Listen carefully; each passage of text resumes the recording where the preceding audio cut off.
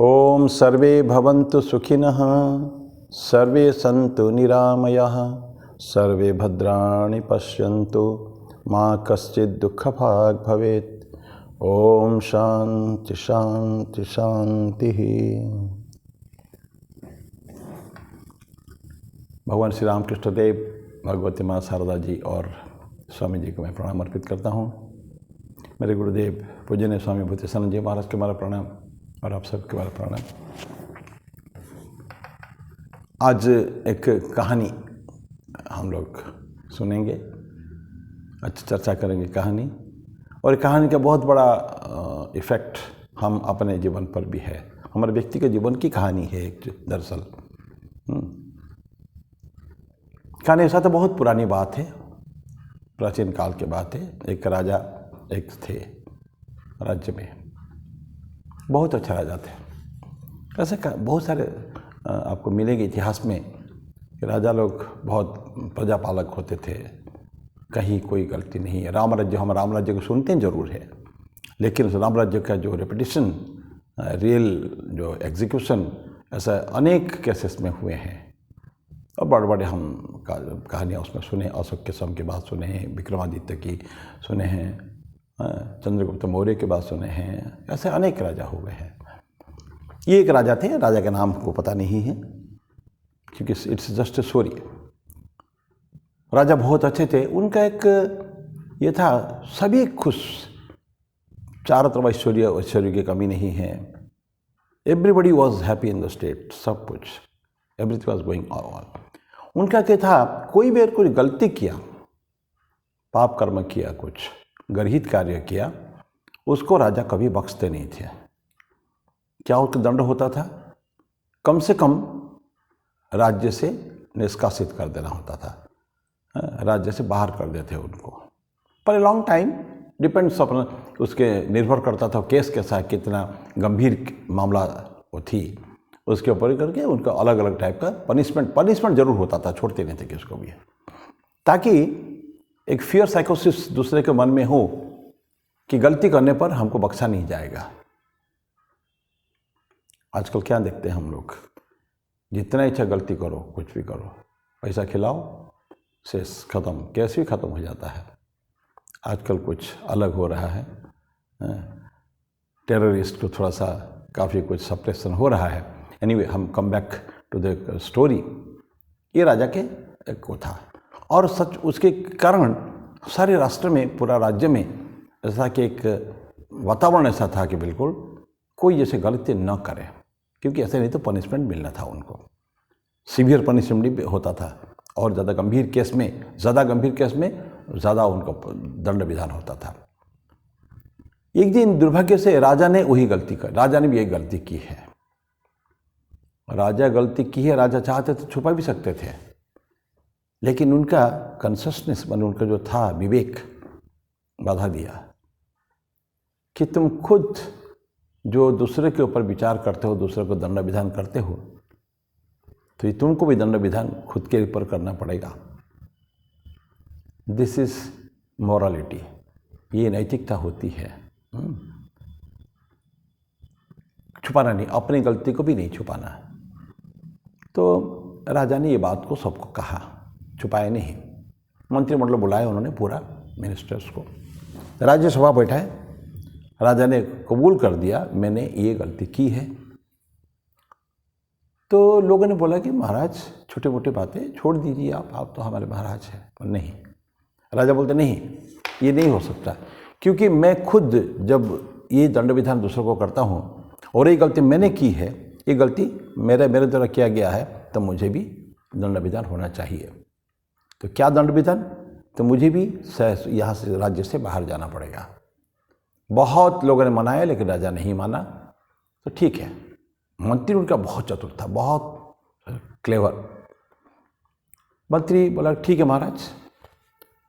तो हम लोग का उस राज्य का तो ये था, जब तक नया राजा की अपॉइंटमेंट नहीं हो जाता है, नया राजा कोई नहीं होता है सिलेक्शन, तब तक शहर के अंदर से, पूरे राज्य से कोई भी एक एफिशिएंट व्यक्ति को चुना जाएगा बाई उनका इंटरव्यू, उनका साक्षात्कार लिया जाएगा और राजा खुद ही लेंगे। राजा जब छोड़ेंगे राज्य को, वो खुद ही इंटरव्यू लेंगे जिसको मानना है, किसको बनाना है राजा।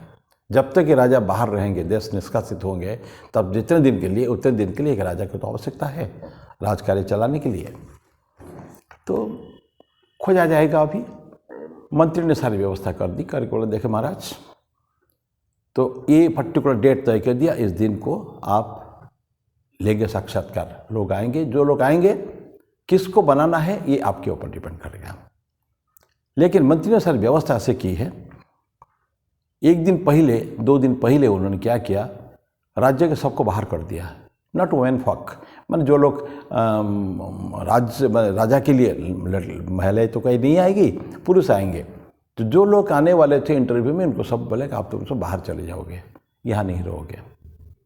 और राज्य को उन्होंने इतना सुंदर सजाया, मंत्री ने, बहुत प्लान था चारों तरफ, बिल्कुल ऐसा लगे कि फेस्टिविटीज जैसे चल रही है, बड़े लंबे समय के लिए कोई बड़े बड़े फंक्शंस होने वाले हैं, तो ऐसे सजाया है।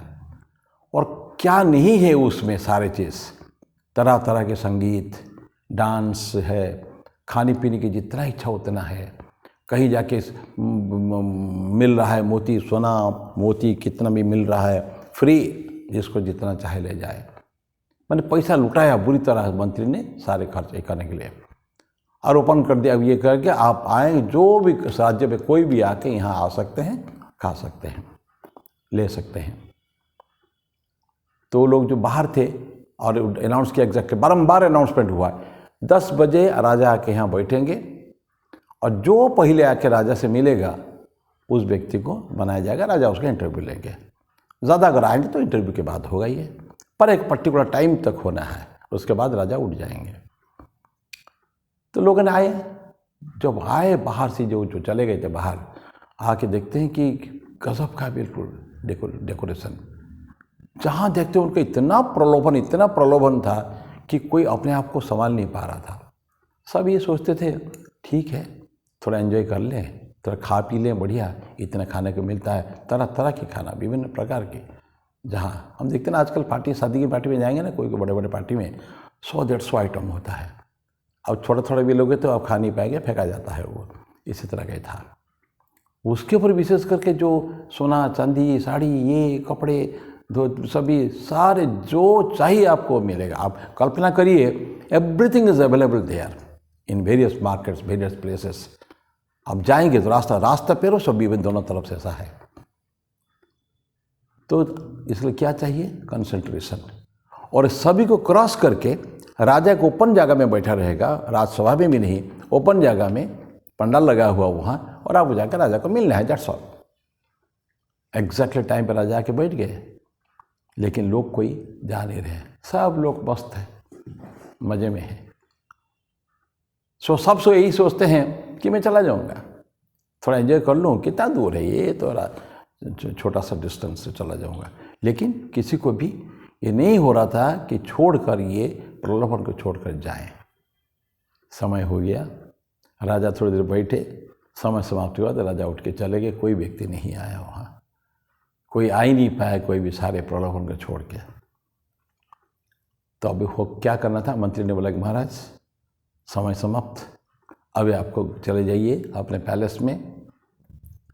फिर होना क्या था, क्योंकि कोई राजा नहीं मिला, तो ये राजा को आगे आगे तक, जब तक कि नई व्यवस्था होगी, तब तक के लिए ये राजा को फिर राज्य करना पड़ा। कहानी तो यहीं समाप्त होती है। लेकिन ऐसे देखेंगे आप, कई कहानी हम सुनेंगे, कैसे प्रलोभन को हम छोड़ नहीं पाते हैं कभी भी। अगर प्रलोभन को छोड़ दिया, वन पॉइंटेड कंसंट्रेशन, बिल्कुल हमको राज्य वहाँ तक पहुँचना है। यहाँ मेन गेट से, राज्य के मेन गेट से राजा तक बहुत दूरी नहीं है, उतना दूरी को कोई भी कवर नहीं कर पाया। क्यों? बहुत सारे प्रलोभन थे। ये प्रलोभन को छोड़ के लोग नहीं जा पाते थे। एक बहुत फेमस कहानी हमारे शास्त्र में आता है, सुखदेव बहुत महाज्ञानी हो चुके हैं। सुखदेव व्यासदेव के पुत्र थे, महर्षि व्यास के पुत्र सुखदेव गए हैं जनक की राज्यसभा में। सुखदेव इतना बड़ा ज्ञानी होने के बाद भी, महर्षि जनक जब माता सीता के पिता थे, मिथिला नरेश, उनसे शिक्षा करके, जनक भी महापंडित ज्ञानी थे, सुखदेव वहाँ सीखने गए हैं। सुखदेव को टेस्ट करने के लिए जनक ने उनको दूध का एक कटोरा दिया है, तेल का कटोरा कटोरी से एकदम लबालब भरा हुआ है। बोले कि सुखदेव जी आप जाके पूरा राज्य में घूम आइए, थोड़ा सा पूरा ये नगर का एक परिक्रमा करके आ जाइए, और लेकिन ध्यान रखें इस तेल में से एक बूंद भी तेल गिरना नहीं चाहिए, ये आपका टेस्ट है। जनक सुखदेव जा रहे हैं, एकदम वो तो ज्ञानी महाज्ञानी, ईश्वर पे जा रहे थे ना, और पूरा उनका कंसंट्रेशन तेल के ऊपर है, चले जा रहे हैं, कहीं नहीं देखना है कुछ, चारों तरफ ऐसे ही जैसे मैंने अभी कहानी में बताया ना, प्रलोभन की नानादि विभिन्न वस्तुएं प्रलोभन के थे उनके सामने, लेकिन उन्हें कभी भी विचलित नहीं हुए, करके पूरा चक्कर काट के आके पहुंच गए महाराजा के पास, जनक के पास। जनक ने पूछा सुखदेव जी आपने देखा कितने सारे व्यवस्था हम लोगों ने कर रखी थी, वो नर्तकी थे, गाने भी चल रहे थे, खाना पीना भी थे, बहुत सारे प्रलोभन के वस्तु थे। सुखदेव बोले महाराज मैंने कुछ भी नहीं देखा, because my whole attention was on this, ये जो पात्र आपने दिया है ना, लबालब भरा हुआ पात्र, उसके ऊपर ये गिरना नहीं चाहिए था। तो Janak was so happy, yes now you are fit for learning. फिर उनको शिक्षा देना शुरू किया था।